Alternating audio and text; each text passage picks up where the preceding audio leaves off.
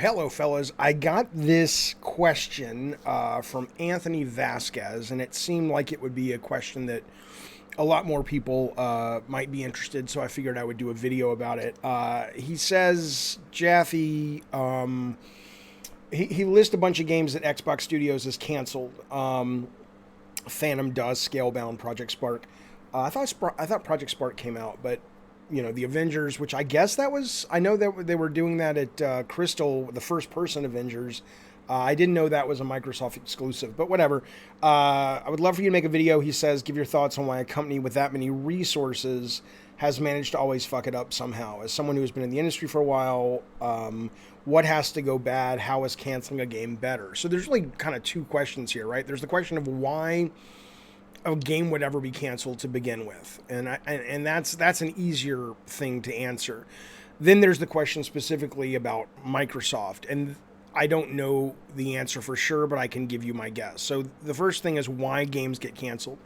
And I've had, maybe in my career when I worked at Sony and for Sony with Sony, I probably had about 4 games canceled, which is pretty good given a 22-year run. Only 4 games were kind of cut. A game is it really comes down to, most times a game is canceled because there's not a lot of faith that what is being made, either because you're discovering what was greenlit isn't compelling at a commercial level or an execution level or a fun level, or you don't have faith that the people who you've tasked with bringing that game to the finish line are going to be able to do it. And even if you only save $100, obviously what you're really saving is money and reputation, because it's not just making the game, it's marketing and promoting the game.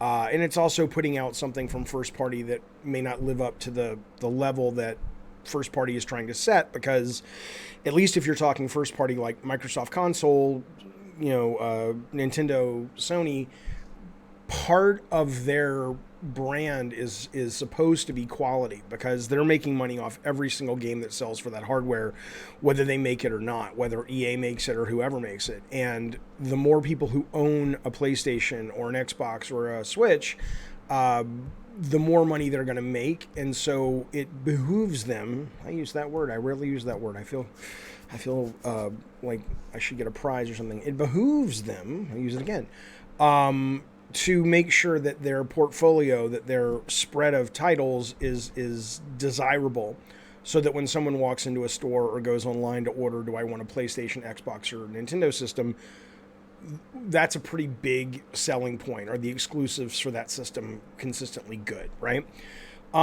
So that would be why, and then you get into the details. Is it bad management, or is it a bad design, or do you have politics? That's every canceled game has its own very unique story in that regard.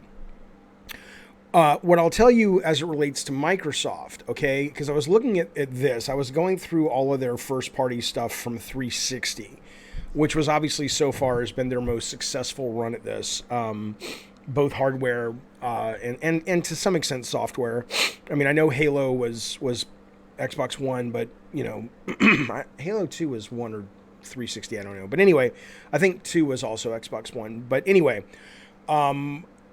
so what's interesting when you look at this list, there are not a lot of homegrown studios, right? You have Rare that they acquired. And obviously, Rare is kind of stabilized, but there was that point where Rare could do no wrong, and then they got acquired, and there was that, kind of who are we now, especially with a lot of the key talent leaving. They've obviously turned a corner, but it's taken some time. They did set up their own studios, like I think it was Turn 10, which they had published games, but they had never made games. That was sort of a homegrown studio. Epic is, a lot of these studios where they did get some hits were from people who had already made successful games and were successful teams. Obviously, Bungie, even before Microsoft got involved with Bungie, they had made Marathon. Gears of War with Epic, of course, Rare, again, even though they were kind of fluctuating with talent.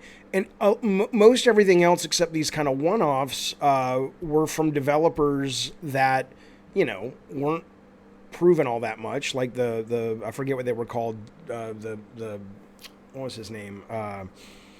Whatever, the Legacy of Kain guy, or they were homegrown. And what I'll tell you is that that's really hard. If you look at Sony first party, because I was at Sony before there was PlayStation, and I was there when PlayStation was being founded. And I've said this before on the stream, but so much of why first party development is so good at Sony now, a lot of those seeds were planted through the failure of games that were canceled. A lot of money was spent and they were canceled, or some games came out, some people have nostalgia affection for them, but Blasto came out, it wasn't great. Rise to Honor came out, it wasn't great. I had a couple of games canceled in that era. I remember there was this really ambitious game at Sony for PS1 called The Adventures of Nobu, and it was almost like that game company style game before that game company, and it was this like sort of Asian culture thematic with this little boy who had made these Da Vinci style wings, and he was kind of flying around, and that thing was in production for over 2 fucking years, because the concept art was great, and the team was passionate, and the creative director was a really good pitch, but ultimately no one at Sony development knew enough about making video games, because we were all learning on Sony's dime to say, wait a minute, let's stop for a second. What exactly is the moment-to-moment gameplay? What are the gameplay loops? How are we exposing the player to the gameplay loops? I have a design document over here. It's like 200. I've shown this before. Right, this is the design document for Dart Guns. And it's the second design document. Right? This is probably, you're looking at about $200,000 worth of artwork for a top-down overhead shooter. I mean, almost every, you don't, first off, nobody reads design documents. Second off, you certainly don't read them like a phone book. I mean, look how fucking much is in here. Beautiful art by Lee Wilson, who did Twisted Metal. And that was after I had already done a design document, which was another $200,000 for Dart Guns before it was a top-down shooter. It was like Virtua Cop meets Panzer Dragoon. So part of it is just, Sony, and, Sony had to learn. And they had to learn what it meant to know how to greenlight a game, and when to give a game more time, and when to pull the plug, and when a creative director is bullshitting you and sort of, speaking hyperbolically versus going, not only is he or she promising the moon, but they're explaining how they're going to get to the moon. And that becomes a much more confidence building reason to give a green light. Microsoft, I'd like to think now with the companies they're acquiring, and also just, their own internal stuff. I know they are internal now, but homegrown stuff is building off that knowledge base of failure, because it's not, I don't know Matt Booty's history. I think he was an Xbox guy. Phil Spencer's been a Microsoft guy. I don't think a lot of these folks who were at the highest level at Xbox, I could be wrong, but I don't remember them going, oh yeah, we're running our Xbox division through the lady who was the studio head at Epic Games, and so she knows how to do this, right? I think maybe they had software development like spreadsheet or Windows experience, but anyway, there you go. I mean, that's what I think when you're asking specifically why something like Scalebound, Project Spark, Stormlands, Black Tusk, whatever. I think you don't know until you know, and it's really hard to manage video game production. And I think as an outside observer, I don't know this, but it almost feels like what they really should have done is bring in more experience in the actual production. And maybe they did. And maybe what I'm saying isn't what the cause was for their real weakness in software. I'm hoping they turn the corner because I'm a fan of Game Pass and I want all that shit on Game Pass day one.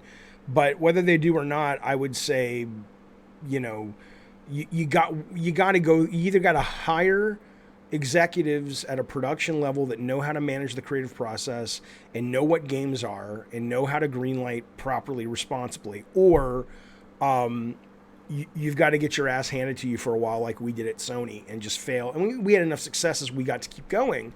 But there were so many games, man. There were so many fucking games that were pitched and greenlit, and teams were hired, and money was spent. Nothing. And it wasn't because Sony was like, oh, we're so smart, we're going to greenlight 50 things, but we know we're going to cancel 42 of them. It's like, no, we greenlit 50 because we were like, we're going to get these 50 games made. We did not know. We didn't know shit.